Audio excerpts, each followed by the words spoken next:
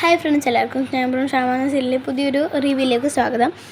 അതിനെ കാണിക്കുന്നത് നമ്മുടെ മുത്തശ്ശി രാധികയെ ഇങ്ങനെ ചോദ്യം ചെയ്യുന്നതാണ്. രാധിക ഇങ്ങനെ രാത്രി ഇങ്ങനെ പുറത്തു വന്നപ്പോൾ മുത്തശ്ശി രാധികയോട് ചോദിക്കുന്നുണ്ട്, നിൻ്റെ കൂടെ ആരായിരുന്നിടി, ഒരാളുണ്ടായിരുന്നല്ലോ, ആരാത്, സത്യം പറയടി എന്നിങ്ങനെ പറഞ്ഞ് രാധിക ഇങ്ങനെ ഭീഷണിപ്പെടുത്തുമ്പോൾ രാധിക ഒന്നും മിണ്ടാതെ ഇങ്ങനെ നിൽക്കുന്നുണ്ട്.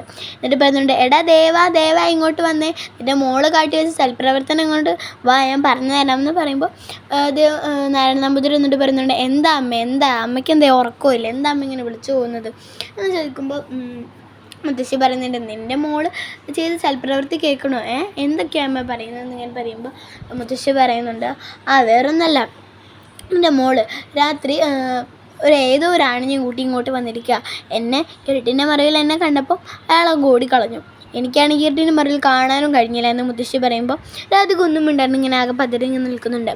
അപ്പോൾ നാരായണ നമ്പൂതിരി പറയുന്നുണ്ട്, അമ്മ എന്തൊക്കെ അപരാധങ്ങളായി മോളെക്കുറിച്ച് പറയുന്നത്, അമ്മ എപ്പോഴും അവളിങ്ങനെ കുറ്റം പറഞ്ഞുകൊണ്ടിരിക്കുന്നത്, എന്താ അമ്മയെന്ന് ഇങ്ങനെ ചോദിക്കുന്നുണ്ട്. അപ്പോൾ വീണ്ടും പറഞ്ഞുകൊണ്ടിരിക്കുന്നുണ്ട്, ഞാൻ അപരാധങ്ങൾ പറഞ്ഞതല്ല, നിൻ്റെ മോള് ചെയ്ത പ്രവൃത്തിയാണ് ഞാൻ പറഞ്ഞത് എന്ന് മുത്തശ്ശി പറയുന്നുണ്ട്. ഇങ്ങനെ ഒരു ഓള് കേട്ടിട്ടാണ് യശോദ വരുന്നത്.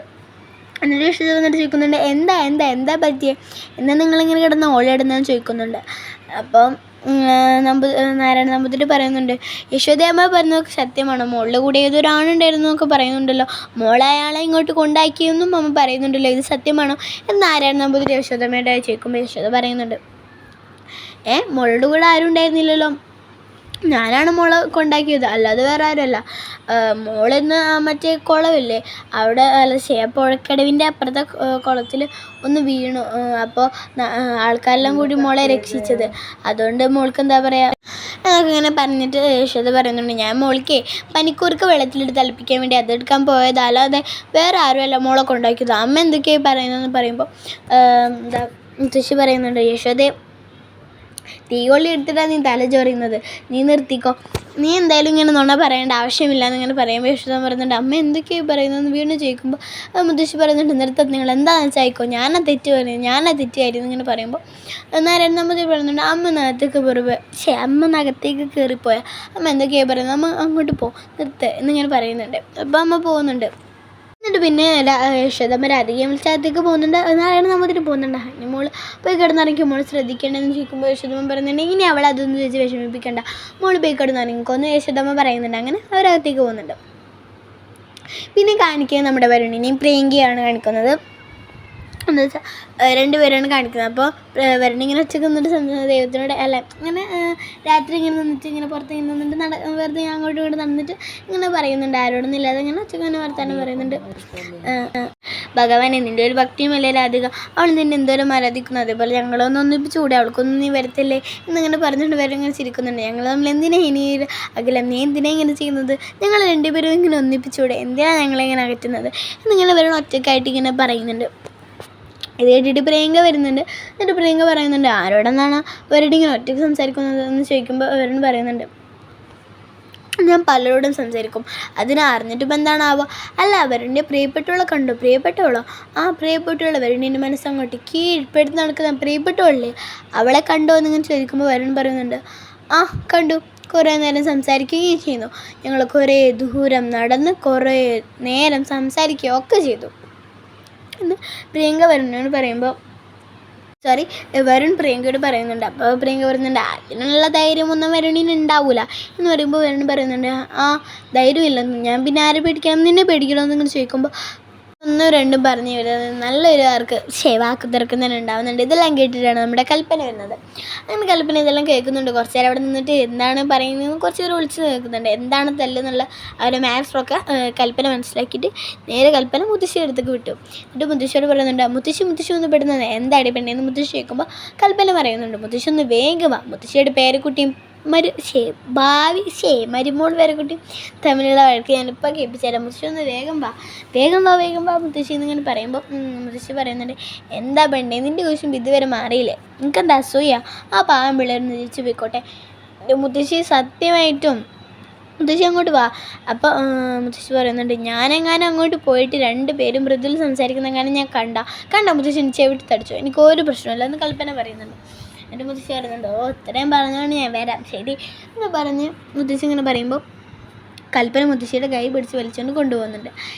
അപ്പം വരുണും പ്രിയങ്കയും ഇങ്ങനെ വാക്കുതർക്കത്തിൽ കൂടെ രണ്ടുപേരും ഇങ്ങനെ വർത്തമാനം ഇട്ട് ഇങ്ങനെ ഭയങ്കര തിരക്കായിട്ട് വരുണിങ്ങനെ തർക്കിച്ചിട്ട് ഇനി ഒന്ന് പോടിയെന്ന് പറഞ്ഞിട്ട് ഇങ്ങനെ തിരിഞ്ഞു നിൽക്കുന്നുണ്ട്. ഇതേ സമയം പ്രിയങ്ക വെറുതെ നടക്കുന്നിട്ട് നോക്കിയപ്പോൾ ജനലിൽ കൂടെ കൽപ്പന മുത്തശ്ശിയെ വലിച്ച് ഇതാക്കി കൊണ്ടുവരുന്ന പ്രിയങ്ക കണ്ടു. എന്നിട്ട് പ്രിയങ്ക പറയുന്നുണ്ട്, വരുൺ അതങ്ങനെ തന്നെ ഇല്ലേ വരുൺ എന്ന് പറയുമ്പോൾ എന്താണെന്ന് വെച്ചിട്ട് വരുൺ തിരിയുന്നുണ്ട്. അപ്പോൾ പ്രിയങ്ക പറയുന്നുണ്ട്, മുത്തശ്ശി എന്നങ്ങനെ ആക്ഷൻ കാണിക്കുന്നുണ്ട്. അപ്പോൾ വരുണ് മനസ്സിലായി മുത്തശ്ശി ഉണ്ടെന്ന് മനസ്സിലായിട്ട് വരുൺ പിന്നെ എല്ലാം എന്നൊക്കെ പറഞ്ഞിട്ട് അവിടെ തൊഴിലിങ്ങനെ കൈവച്ചിട്ട് ഇങ്ങനെ നല്ല സംസാരിക്കുന്നുണ്ട്. അങ്ങനെ ഇങ്ങനെയൊക്കെ സംസാരിക്കുന്നുണ്ട്. മുത്തശ്ശിക്ക് നന്നായിട്ട് സന്തോഷമാവുന്നുണ്ട്. മുത്തശ്ശിക്ക് ഇങ്ങനെ സംസാരിക്കുന്നുണ്ട്. പ്രിയങ്കയാണെങ്കിലോ ഇതെല്ലാം കേട്ടിട്ടും കണ്ടിട്ടും ആകെ സ്റ്റക്കായി കിളി പോയി നിൽക്കുന്നുണ്ട്. എന്നിട്ട് പ്രിയങ്ക ഇങ്ങനെ കെട്ടിപ്പിടിച്ച് ഇങ്ങനെ സംസാരിക്കുന്നുണ്ട്. അങ്ങനെ അവർ പോയപ്പോൾ അവൻ പറയുന്നുണ്ട്, മതി ഇനി കയറി ഇങ്ങോട്ട് വരണ്ടെന്ന് ഇങ്ങനെ പറയുമ്പോൾ പ്രിയങ്ക പറയുന്നുണ്ട്, അല്ല എന്നോടല്ലേ താങ്ക്സ് വേണ്ട, ഞാനല്ലേ രക്ഷിച്ചത്. താങ്ക്സ് എന്ന് പറയുമ്പോൾ എന്നും ഈ നന്ദി ഉണ്ടായാൽ മതി, ഇപ്പം മാത്രമല്ല എന്നും വേണം എന്നിങ്ങനെ പറയുന്നുണ്ട്. എന്നിട്ട് പിന്നെ മുത്തശ്ശി കൽപ്പനയോട് പറയുന്നുണ്ട്, ഇത് കാണിക്കാനാണോ നീ എന്നെ ഇവിടെ കൊണ്ടുവന്നത്? എന്നോട് ഞാൻ പറഞ്ഞതല്ലോ നിൻ്റെ അവസ്ഥ ഒരിക്കലും മാറില്ല.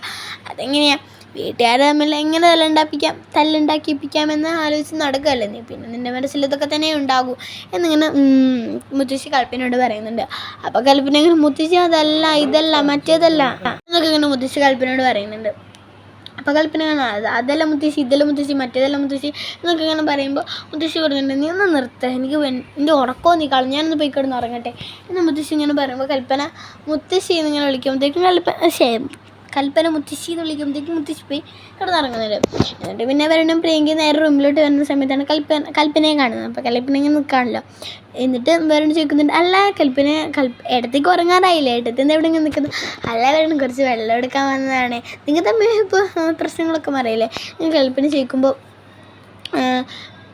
വരുൺ പറയുന്നുണ്ട്. എന്നിട്ട് പിന്നെ വരുൺ പറയുന്നുണ്ട്, ഏട്ടത്തി ഇങ്ങനെ കളിയാക്കിയ പോലെ ഇങ്ങനെ വരുൺ സംസാരിക്കുമ്പോൾ കൽപ്പന ഇങ്ങനെ അങ്ങനെ തന്നെ ഇങ്ങനെ പറഞ്ഞു നിൽക്കുന്നുണ്ട്. എന്നിട്ട് പിന്നെ വരുൺ പറയുന്നതാണ്, എന്നാൽ ശരി എടുത്ത് പോയി കിടന്നോ ഇറങ്ങിക്കോ, ഞങ്ങളും കിടക്കാൻ ശരി ഞാനിപ്പോൾ വെള്ളം എടുത്തിട്ട് പോകാൻ എന്ന് പറഞ്ഞിട്ട് പിന്നെ അവർ പോകുന്നുണ്ട് റൂമിലോട്ട്.